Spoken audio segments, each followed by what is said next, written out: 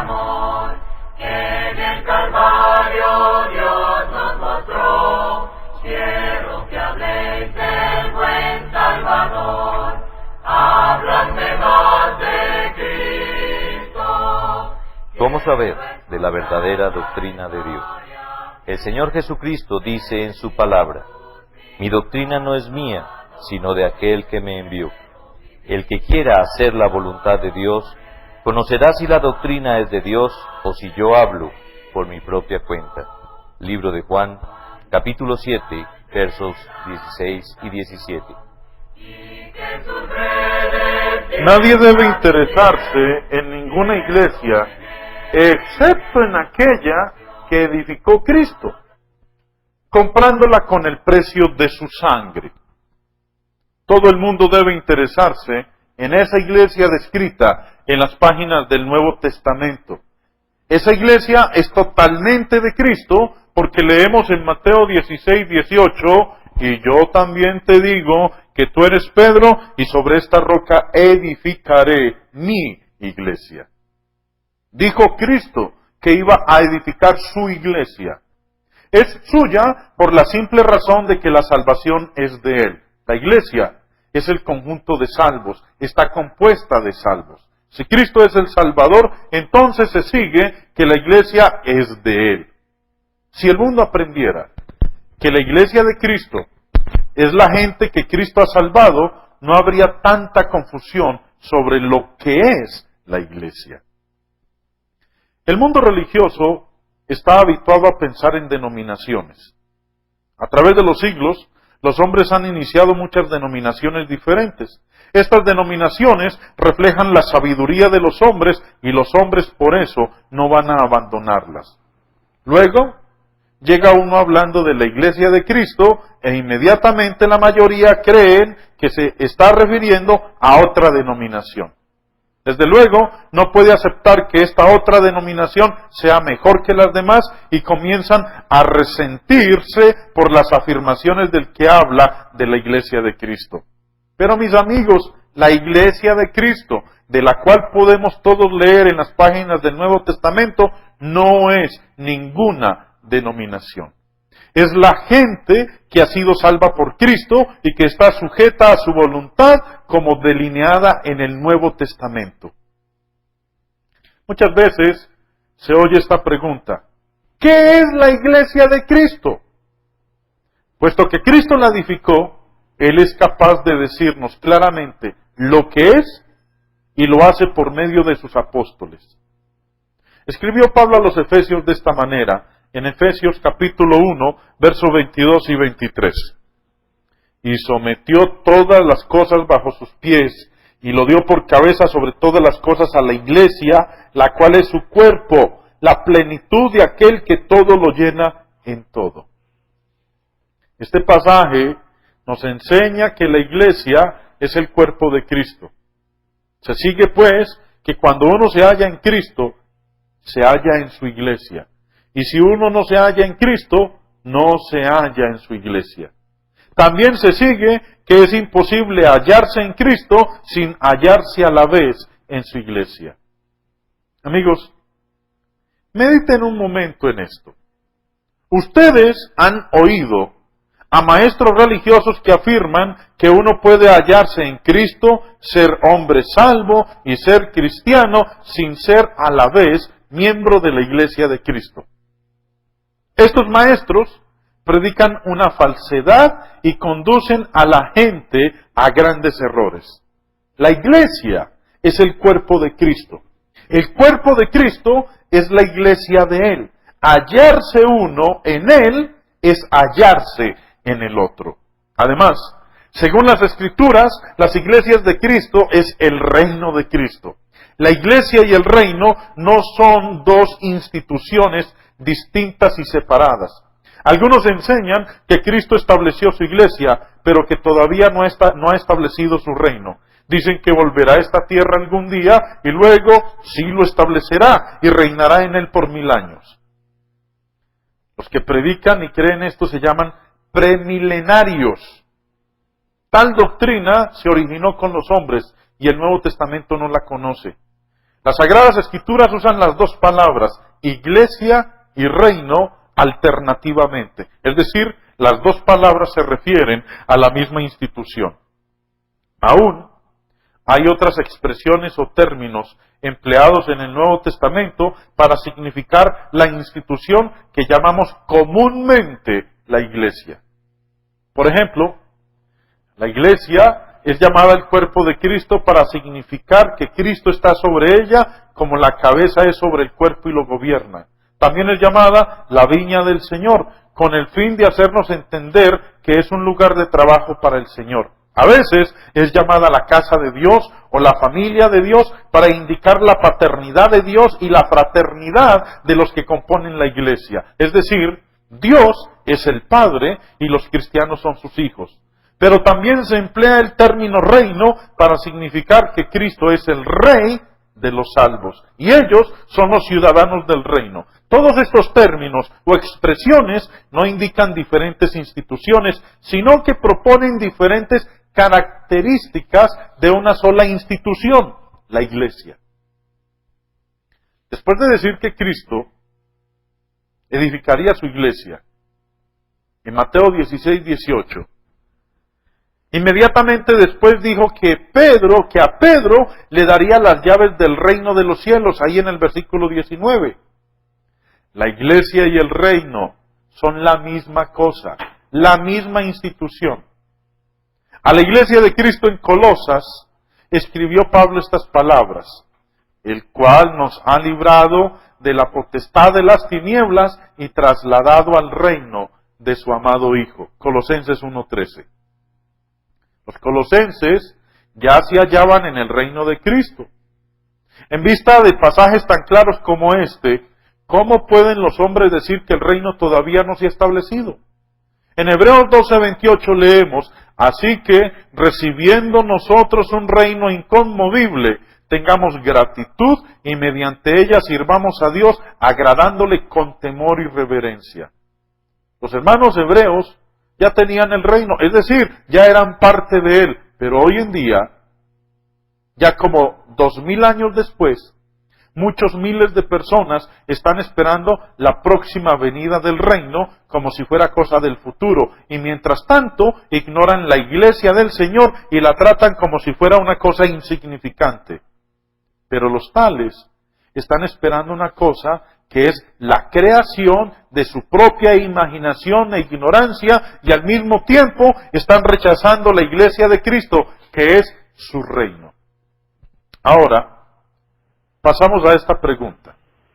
¿Cuántas iglesias de Cristo hay? La respuesta del Nuevo Testamento es esta. Hay un cuerpo.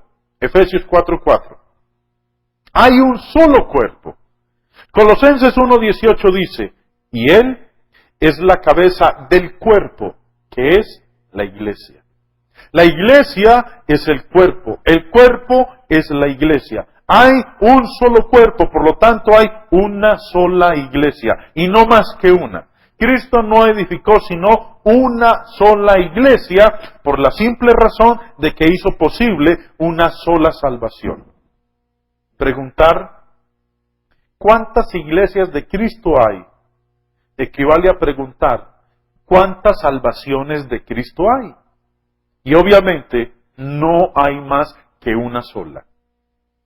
Cristo edificó una sola iglesia, un solo reino, un solo pueblo redimido. Cuando uno lee en el Nuevo Testamento de una pluralidad de iglesias, debe entender que se hace referencia a grupos distintos de cristianos congregándose en lugares diferentes, pero que todos son de la misma fe y bajo la misma cabeza, Jesucristo el Señor. Por ejemplo, Gálatas 1:2 dice, las iglesias de Galacia. Y Romanos 16:16 dice, las iglesias de Cristo.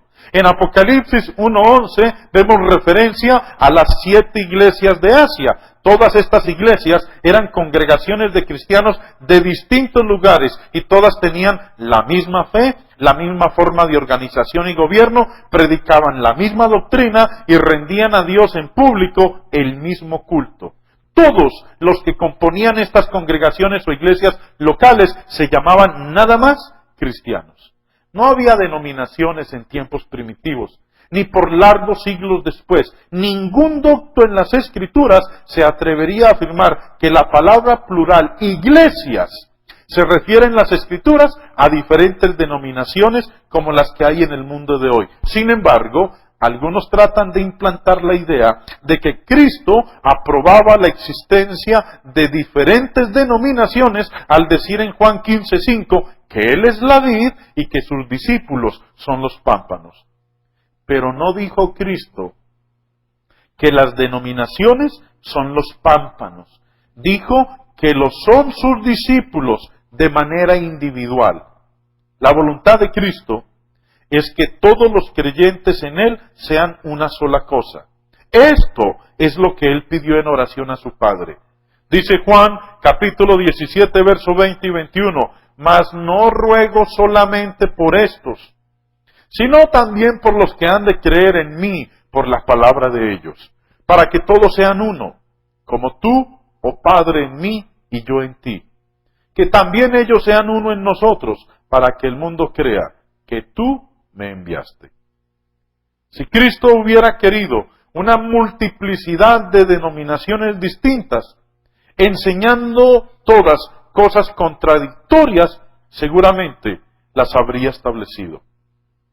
Queridos amigos, la invitación que les hacen las iglesias de Cristo es que vengan, no a nosotros, sino a Cristo, quien les quiere salvar de sus pecados pasados y así añadirles a su iglesia.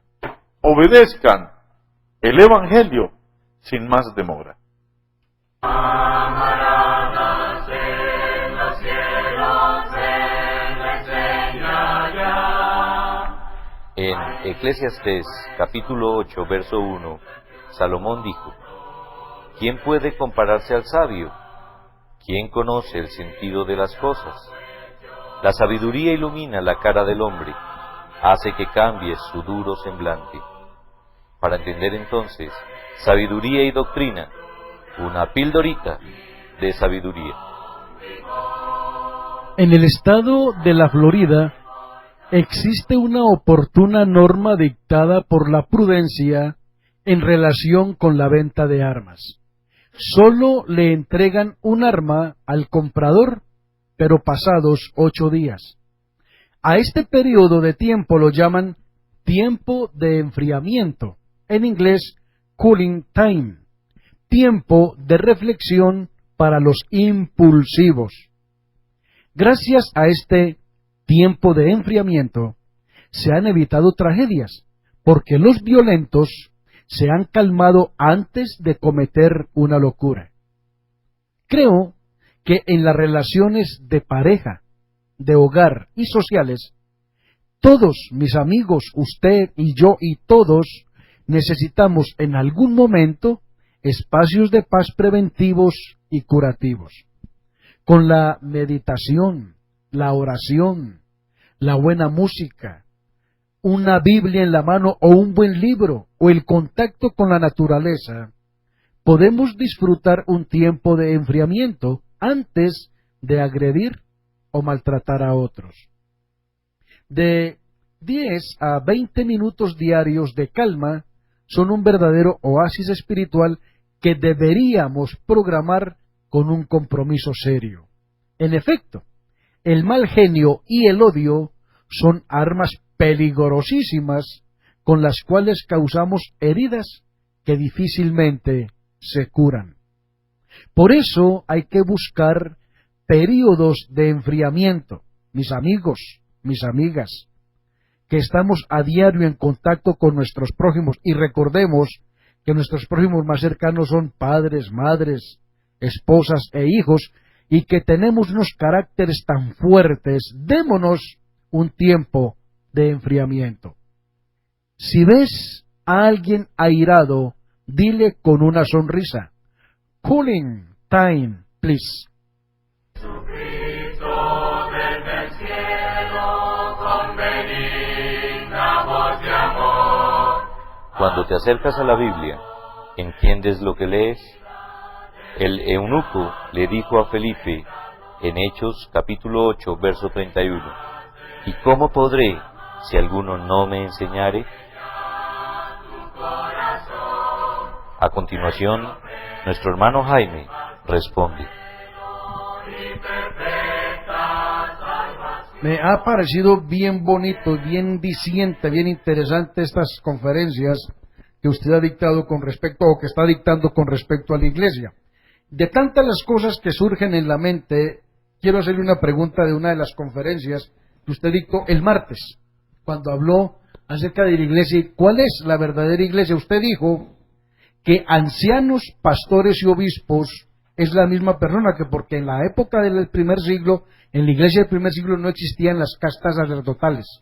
Entonces usted dijo, ancianos, pastores y obispos en la Biblia está hablando de las mismas personas o del mismo personaje. Sí, señor. ¿Y dónde lo dice? En la Biblia. Entonces sí, ya Así sabemos nomás. dónde es. Así Ya- de sencillo. Ya sabemos dónde Sí, es. señor. Muchas gracias, hermano Jaime. Con mucho gusto. Entonces, ¿qué quiere que hagamos? Que me diga dónde. ¿Dónde? Ah, listo, Claro. mire. Vamos al libro de Hechos de los Apóstoles en el capítulo 20. Póngale cuidado. Hechos 20 dice en el verso 17. Enviando pues desde Mileto a Éfeso, hizo llamar a los ancianos de la iglesia. Una aclaración. Amén.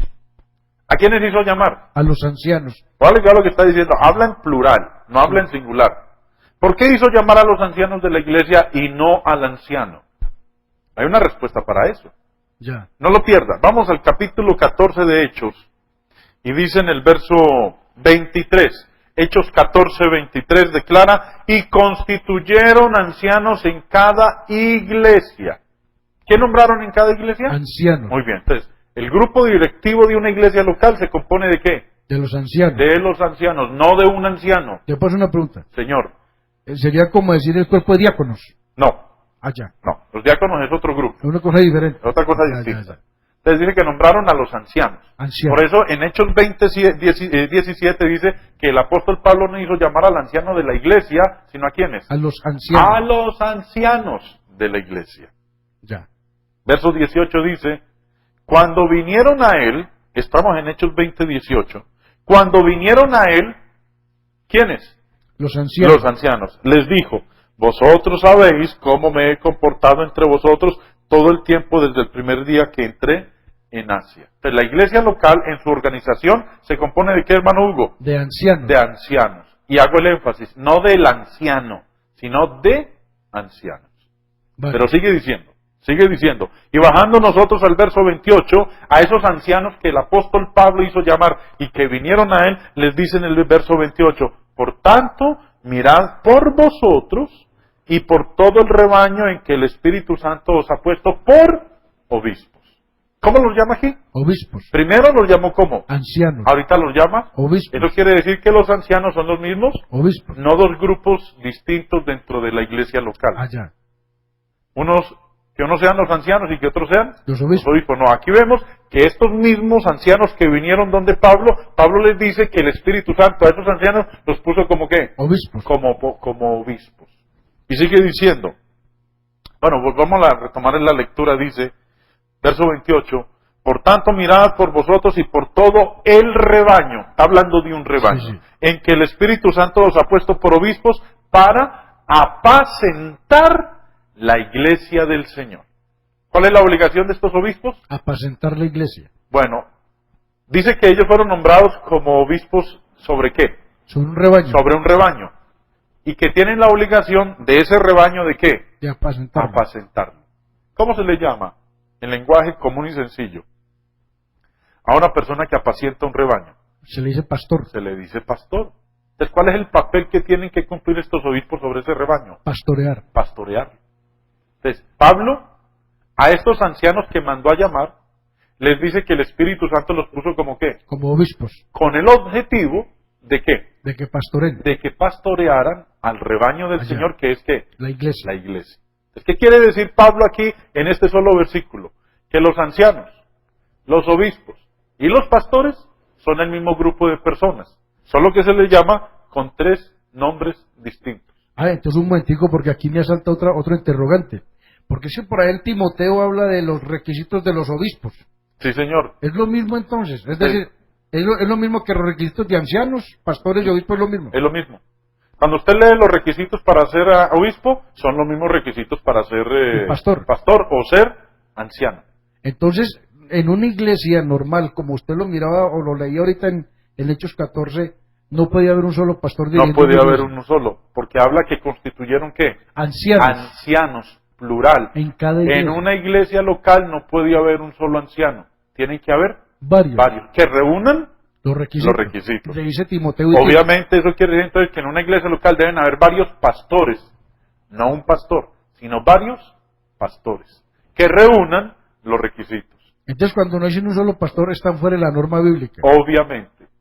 Obviamente, para que la iglesia obedezca a nuestro Señor Jesús, tiene que someterse a la cabeza y seguir las directrices de la cabeza. Y la cabeza dice que en una iglesia local deben haber pastores, no un pastor. La Biblia dice que en una iglesia local deben haber ancianos, no un anciano.